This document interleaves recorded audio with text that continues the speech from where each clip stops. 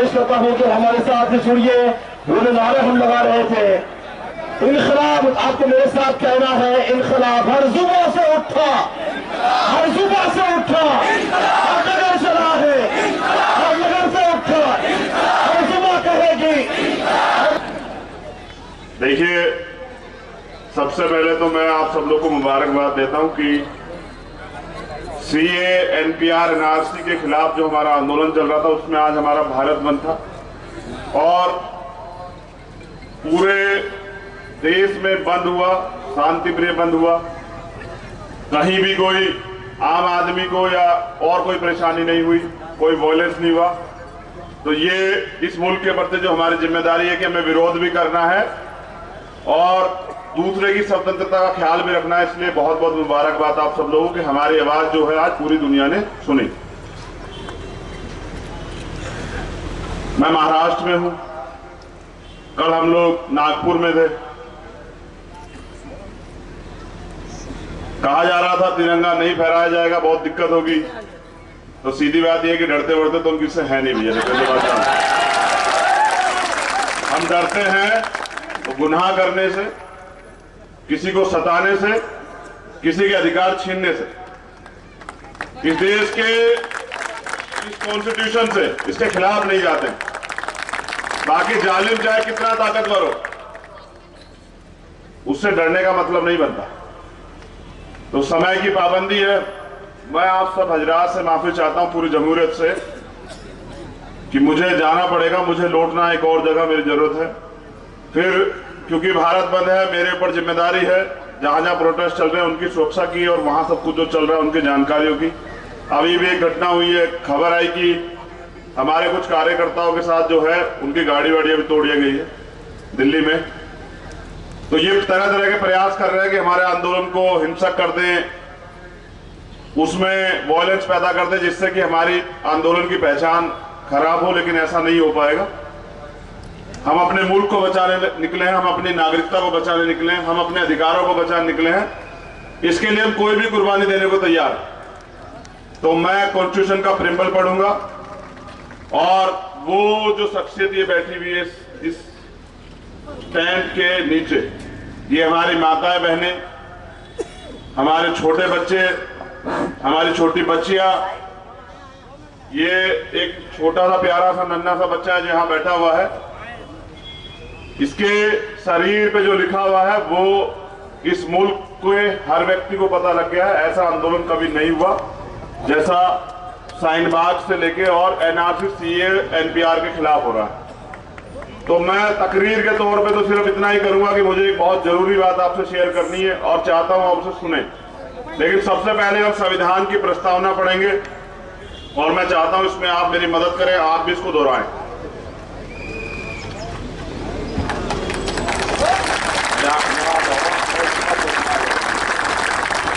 हम भारत के लोग भारत को एक संपूर्ण प्रभुत्व संपन्न समाजवादी धर्मनिरपेक्ष लोकतंत्रात्मक गणराज्य बनाने के लिए तथा उन सब में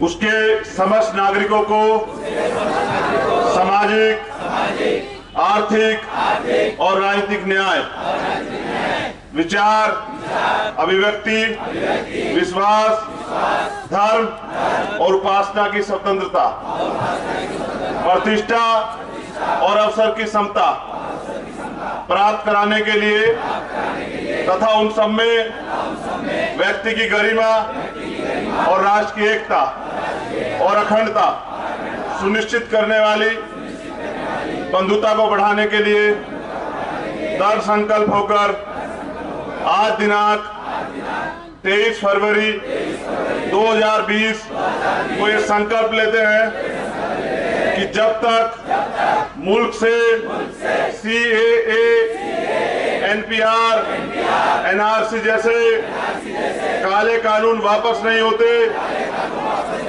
जब तक एससी, एसटी, ओबीसी और माइनॉरिटी के अधिकार छीनने की सरकार की साजिशें नाकामयाब नहीं होती, और हमारे इतने प्यारे मुल्क के इतने प्यारे संविधान की सुरक्षा का भी हम संकल्प लेते हैं। बहुत बहुत धन्यवाद। देखिए,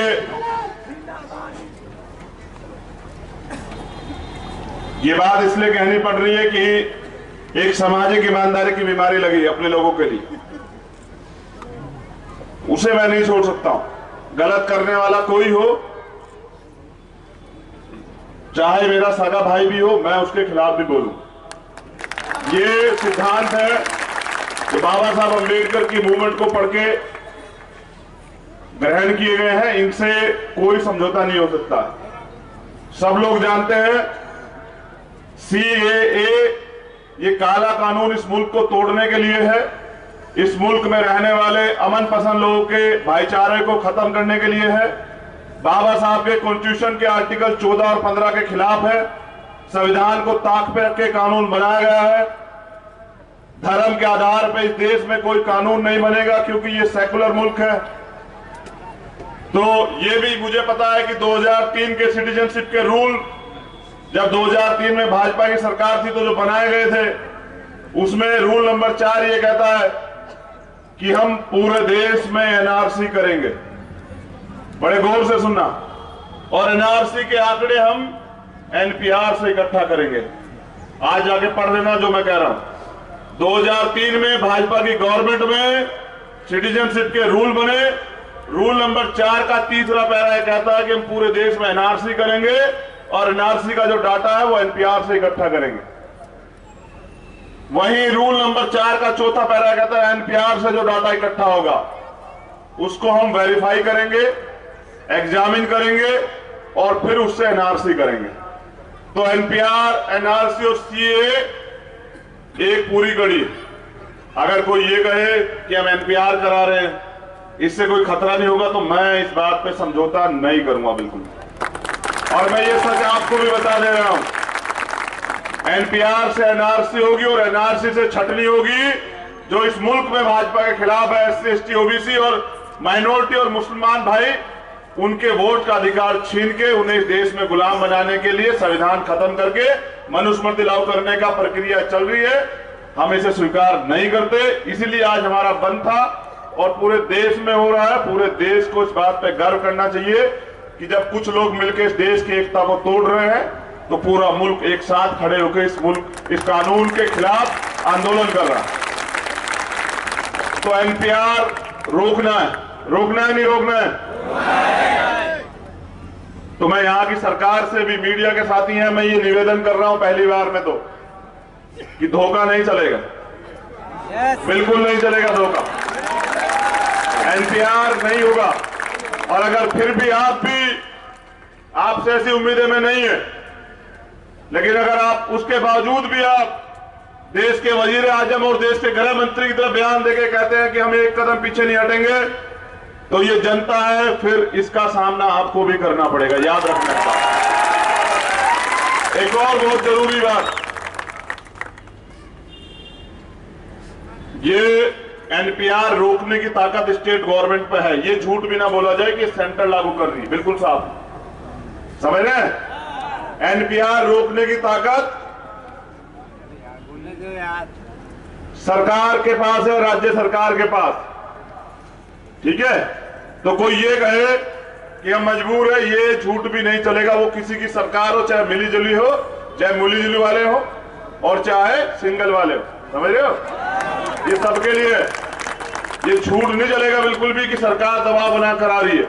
और NPR रोकने की एक सबसे बड़ी ताकत पता है किस पे? बताओ किस पे है? किसी को पता? जनता पे, हमारे लोगों पे, हमारी बहनों पे, हमारे बुजुर्गों पे, हमारे बच्चों पे।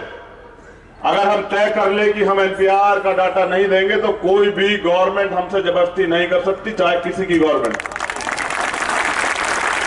इसलिए NPR नहीं होने देना। जो कहे उसको भी बता देना कि चाय पियो, जो अधिकारी कर्मचारी डाटा मांगने हैं उसको खाना भी खिलाना, जैसे मुझे भी खिलाया कुछ साथियों ने अभी यहां। लेकिन एक भी जवाब उनको नहीं देना है। ये वादा करो, दोनों हाथ उठा के मुझसे कि एनपीआर नहीं होने दोगे, एनपीआर नहीं होने दोगे, एनपीआर नहीं होने दोगे। ठीक है, अब ये कबूल हो गया, अभी आपकी जिम्मेदारी। हम आपके बीच से जाने की इजाजत चाहते हैं, लेकिन पूरे देश में बंद है, औरंगाबाद में बंद नजर नहीं आ रहा है। अब इस पे नाराजगी, तो ऐसा नहीं होना चाहिए ना। जब पूरे देश में बंद है, क्या औरंगाबाद के लोग हमसे प्यार नहीं करते? करते हैं ना।